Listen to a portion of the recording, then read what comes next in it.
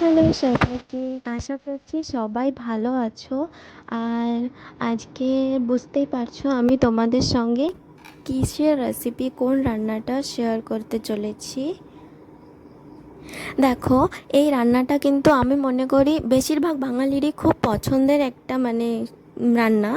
তো আমার মা এটা কিভাবে বানায় সেটাই তোমাদের সঙ্গে ছোট্ট একটা ভিডিও আমি শেয়ার করছি।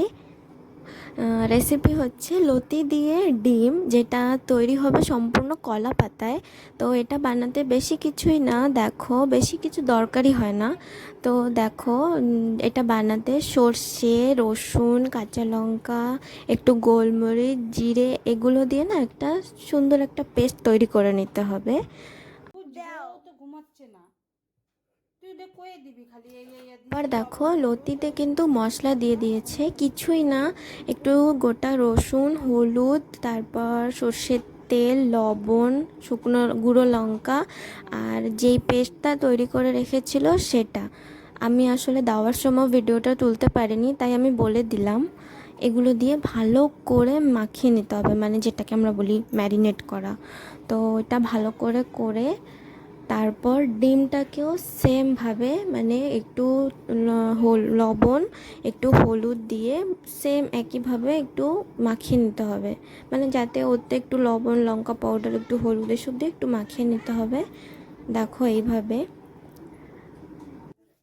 তারপর সেই সেম পেস্ট যেটা আমরা যেইটা করে রেখেছিলাম সেটা ডিমেও একটু দিয়ে, আর কাঁচা সর্ষের তেল যেটা লতিতেও দেওয়া হয়েছিল আর এতেও দেওয়া হবে ডিমে, দিয়ে ভালো করে। আসলে না, এই রান্নাটায় যদি তোমরা ডিম নাও দিতে চাও, শুধু লতি দিয়ে বানালেও কিন্তু ভালো লাগে। দেখো এইভাবে ভালো করে ডিমের গায়েও মশলাটা ভালো করে মেখে নিতে হবে। তারপর কলা পাতার পাড়ি, কলা পাতাগুলো কেটে ভালো করে প্রথমে না একটু আগুনে ছেঁকে নিতে হয়, কারণ জল থাকে, একটু গরম করে নিলে ভালো হয়। তো যারা কলা পাতায় রেসিপি তৈরি করে তারা সবাই জানে হয়তো। তো আমিও তোমাদের সঙ্গে ছোট্ট একটা ভিডিও শেয়ার করলাম।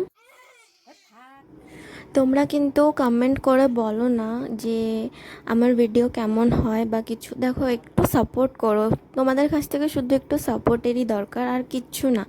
ভিডিও দেখে তোমরা চলে যাও, কেউ কিন্তু সাবস্ক্রাইব করো না। অনেকেই আছে যারা ভিডিও দেখে চলে যাও, অন্তত একটা লাইক বা কমেন্ট করে একটু বলতে হয় যে কেমন হয়েছে। শুধু তো একটু সাপোর্টই চাই, আর কিচ্ছু চাই না। তো প্লিজ করো, হ্যাঁ। আর দেখো, কলা পাতায় না একটু সর্ষের তেল লাগিয়ে নিতে হবে ভালো করে।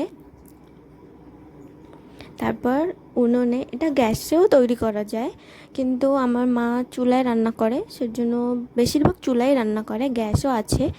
তারপর দেখো এইভাবে একটা তাওয়ার উপরে কলা পাতাটা বিছিয়ে তার উপরে ডিম দিয়ে আর লতিটা কিভাবে সাজিয়ে দেবে সেটাই দেখো।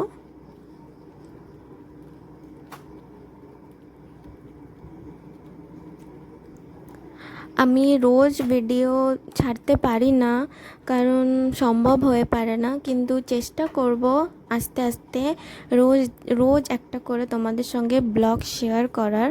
কিন্তু তার জন্য না, তোমাদের সাপোর্টের ভীষণ দরকার। প্লিজ তোমরা আমাকে সাপোর্ট করো। আর আমি একদম নতুন ভিডিও বানাচ্ছি, আমার অত নলেজ নেই এসবের বিষয়ে, কীরকম করতে হয় কি না করতে হয় আমি না ঠিক মতন জানি না। সেরকমভাবে যতটুকু পারি আমি ততটুকুই তোমাদের সঙ্গে শেয়ার করার চেষ্টা করি। তো যদি কোনো ভুল বা কিছু হয়ে থাকে তাহলে তোমরা আমাকে কমেন্ট করে বা জানাতে পারো, কিন্তু ভিডিওটা কেমন লাগছে সেটা নিশ্চয়ই বলো।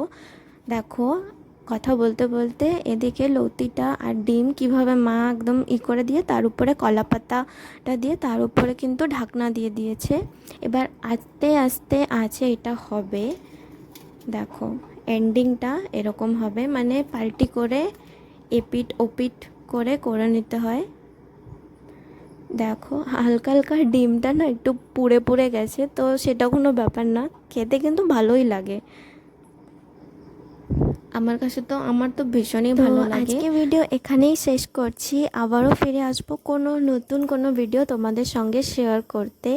ততক্ষণ সবাই ভালো থাকবেন, টাটা।